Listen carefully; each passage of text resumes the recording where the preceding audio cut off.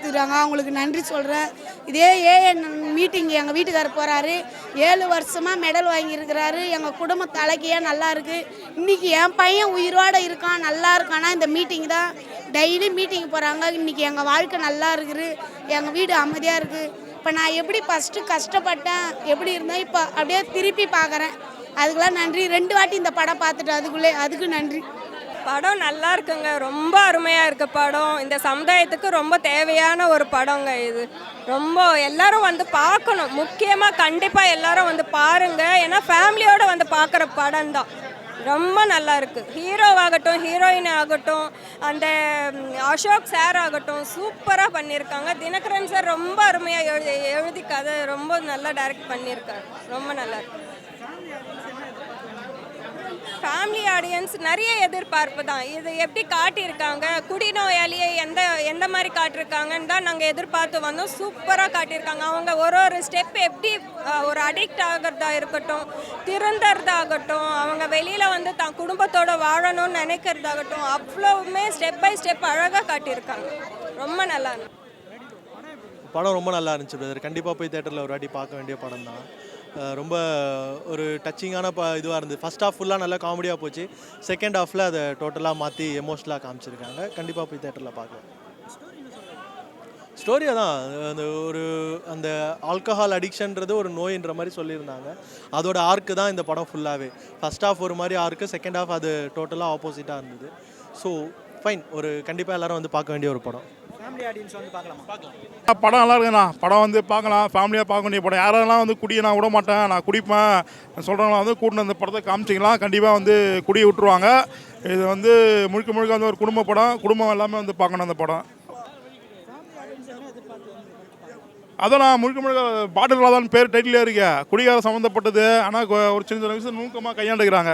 சில படத்தெலாம் வந்து ரொம்ப பைக் ஓட்டு ஆக்சிடென்ட் ஆகிற மாதிரி காமிச்சிருப்பாங்க, அதெல்லாம் பண்ணியிருப்பாங்க. அந்த விஷயத்தில் வந்து ஒரு சாதாரண ஒரு ஆள் என்னென்ன அவர் பாதிக்கப்படுறாரு, என்னென்ன பிரச்சனை வருதுன்றதை தெளிவாக சொல்லியிருக்காங்க.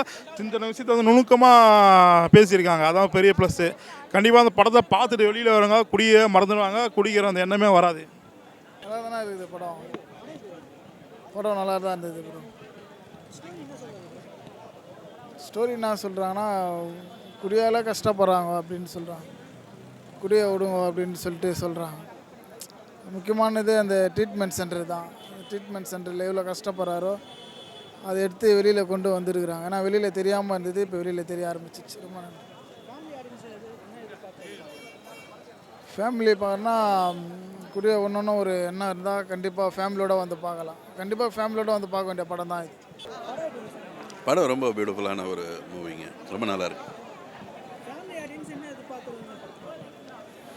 ஃபேமிலி ஆடியன்ஸ் வந்து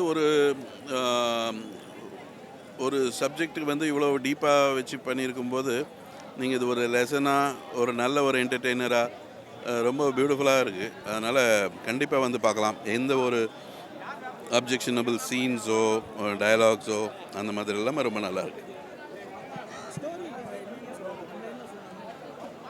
ஸ்டோரி வந்து இட்ஸ் மோர் தென் ஸ்டோரி. அதான் சொன்னேன் இல்லைங்களா, இது ஒரு லெசன் மாதிரி.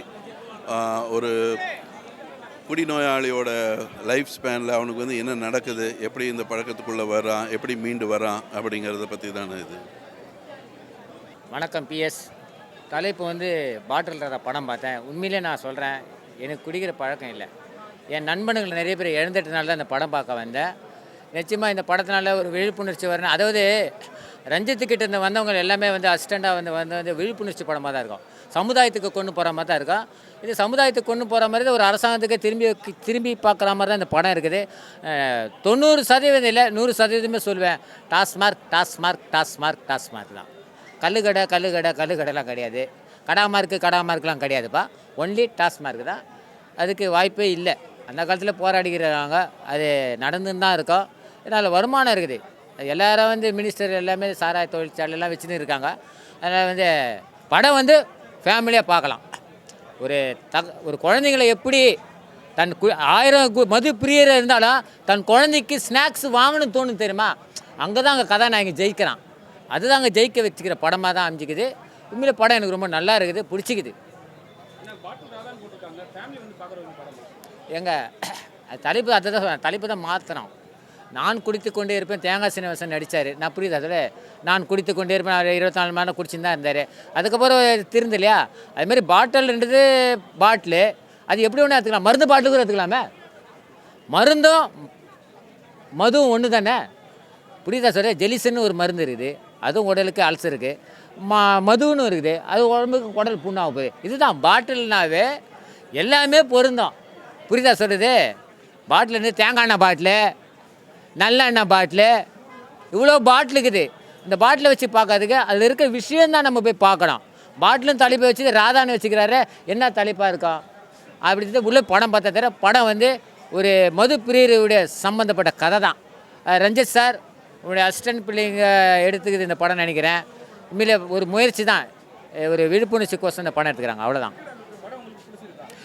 கண்டிப்பாக பிடிச்சிது. அதாவது நான் குடிக்கிறதுனால கிடையாது, எனக்கு குடி இல்லை, இதுமாரிலாம் பார்த்தா இப்படி இருக்கிறாங்களே. ஏன்னா 40 வயசுலாம் செத்து போகணுன்னு நிரந்தரம் கிடையாதுங்க. குடித்தா 20 வயசுல சவரன் மஞ்சா கம்மலில் என்னோடய நண்பர்கள்லாம் நிறைய இழந்துக்கிறேன். ராயப்பேட்டை நிறைய சேர்த்துக்கிறேன்.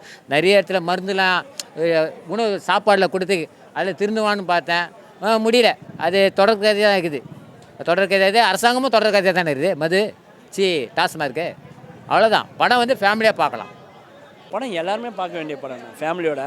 இந்த படத்தை வந்து ஒரு டி அடிக்ஷனை பற்றி நிறைய தெளிவாக சொல்லியிருக்காங்க.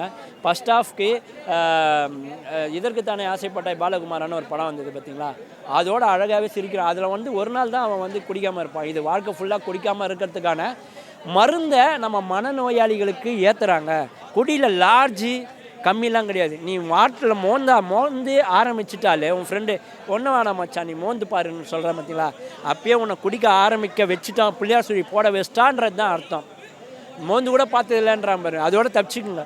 மோந்துட்டிங்கன்னா லைட்டாக ஒரு சிப் பண்ணுவான், அடுத்து 2ஆகும் 3ஆகும், அப்படி அப்படியே போய் அடிக்ட் ஆகி உன் வாழ்க்கை இதுவாகி உன் குடும்பம் கஷ்டப்படும், நீயும் கஷ்டப்படுவ, உன் திறமைகள் அழியும், உன் இலக்கு என்னன்னே தெரியாது, நீ கட்சியில் நீயே சூசைட் பண்ணின்னு சாவ.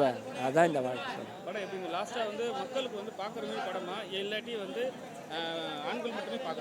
குடும்பத்தோடு பார்க்க வேண்டிய படம். ஆனால் இந்த மாதிரி படங்களை வந்து ஃப்ரெண்டுங்களோட பார்த்தீங்கன்னா உங்கள் வாழ்க்கை நல்லா இருக்கணும்.